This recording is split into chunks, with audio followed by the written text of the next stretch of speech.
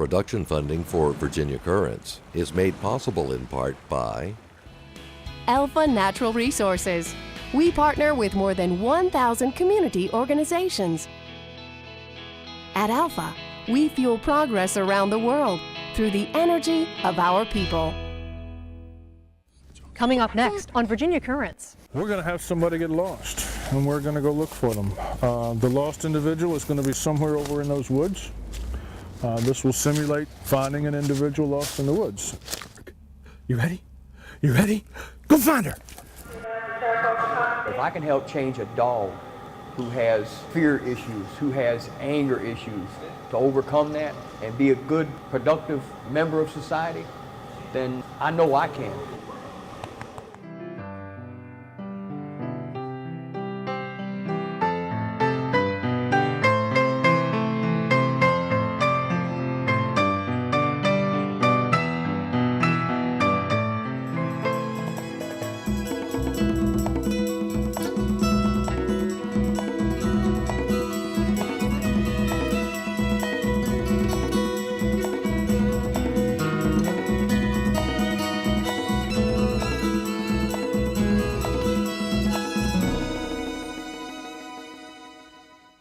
Welcome to Virginia Currents. I'm Lily Lee. This week, stories of man's best friend, from the dogs we rescue to the dogs that rescue us. Plus, meet young pianist J.C. Wright. He's coming up. But first, Virginia has some of the highest standards in the country for certifying search and rescue dogs. That's why Virginia's dog teams are often called in when there's a missing person case, even outside the state. We caught up with one dog unit, Canine Alert Search and Rescue, to witness firsthand the canine's keen sense of smell on land and water. All right, you ready? Wanna go to work? It's a switch that goes on in the dogs. They see the handler dressed in that garb. When they wear their vests for the woods, or he wears his harness, he knows it's time to go to work. It's totally different than coming down to the river and playing fetch with a stick. It's just an instantaneous light switch that goes on. All the dogs, all search and rescue dogs behave that way. They want to do this job. They're driven to do it, very focused, very willing to do something that may be potentially very unpleasant. This is the one game that they give up everything for. It's the one activity that they stop and they want to do because they love doing it and to please the handler. Jazz is almost 7. And Quincy is the same. We both got our dogs and started training from about 6 weeks old. The dogs are typically the sporting herding breeds. Labs, shepherds, collies, retrievers. We have a running joke in the group of the floppy-eared dogs versus the pointy-eared dogs, and it's nothing but just in joking.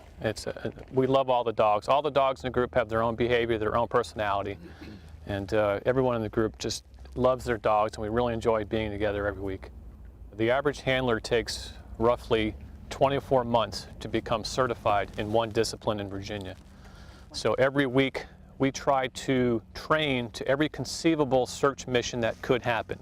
That could be water, that could be the wilderness, that could be a disaster structure, for instance a building collapse from tornadoes, rubble piles. So the dogs are trained to find any human scent, if it's a living scent or a dead scent, the dogs. So any conceivable scenario we train for. Without the group, every day you're doing reinforcements, you're doing praise, you're doing obedience, you're doing anything you can think of to bond with your dog.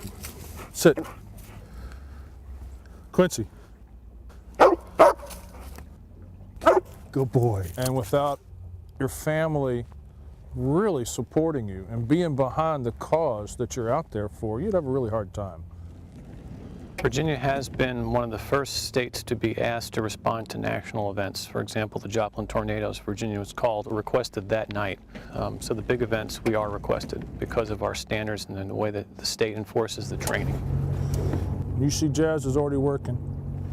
There are separate disciplines. There are dogs that are just strictly cadaver and there are dogs that are strictly live find. And some dogs are cross-trained. He's cross-trained. A boat task can go anywhere from 5 minutes to 2 or 3 hours. And I've got a GPS, and when my dog shows interest, I'm just marking the places that he's got interest. He's smelling the cells that are basically sloughing off a human body as it decomposes. And it's subtle. It rises to the surface, and then the wind currents take it and move it around. The dogs are trained to indicate based on human scent. Jazz's behavior is a bark or any kind of whiny behavior when he's over scent. We'll typically drive the boat around an area to give the dog a chance to sort of relax and get used to where he's at. And at that point, we just, any subtle turn or any subtle change in the dog's behavior, whether it be a head turn 90 degrees or all of a sudden go very close to the water. Has Jazz ever fallen in? Yes. Yeah, he's so physical that he leans so far over that that's 70 pounds of weight that's just pulling him in. That's why I have a harness to hold him back. Is it super cold for him, or a lab? No, he's a lab. It's never cold for him. He loves the cold. He hates the heat. The main reason we're called in is for closure for any family that lost a loved one. Whether it's immediate or 3 weeks or 6 weeks, we're there to have some form of closure. Virginia's got a great program for search and rescue, and we're here just to execute that plan. The outcome is often not very pleasant. They call it the invisible leash. I mean, the dogs don't perceive sadness like we do. So whatever they're doing, they're interpreting the handler's behaviors. So during trainings, we have to make it as positive as we can be for the dogs. Good boy, good job, good job. These dogs are our partners, and we're equal.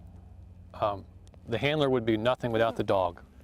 The dogs do the majority of the work. The handlers are there to interpret the dog's behavior and then report back to those that are running the search mission. And what do you do to reward him once he finds something? It's food and love and lots of praise. Nobody in our group has ever had anything to do with negative reinforcement for the dogs.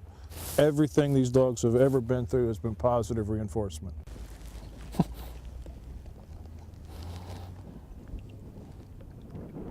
Okay. We're going to have somebody get lost, and we're going to go look for them. The lost individual is going to be somewhere over in those woods. This will simulate finding an individual lost in the woods. If the dog just follows where we walked, he's just going to run with his nose down and be just a tracking dog. It's kind of dull. Whereas if he comes in from there, he's going to smell your scent this way. And the subject acts like a statue. You're just there. You ready to go to work? You ready to go to work? You ready? You ready? Go find her! When an air scent dog works a task, he is given a command to go find. And we are looking in a general area, usually 30 to 100 acres, for an individual that's lost. We don't always have the luxury of having a scent article, a piece of clothing or something like that. So that's not how we train our dogs. Our air scent dogs, it's called non-discriminating air scent dog. And what that means is he's going to find a human regardless. Most dogs will find somebody, but after he finds them, the hard part is he has to come back and tell me that he found you. Oh yeah, good boy, show me. And then he has to take me back to you, and then he has to come back again and tell me if I'm not as fast as he is, which I'm usually not as fast as he is.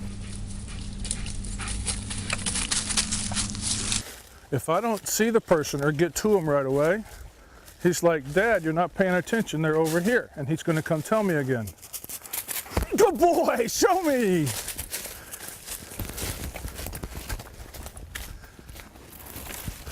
What you got?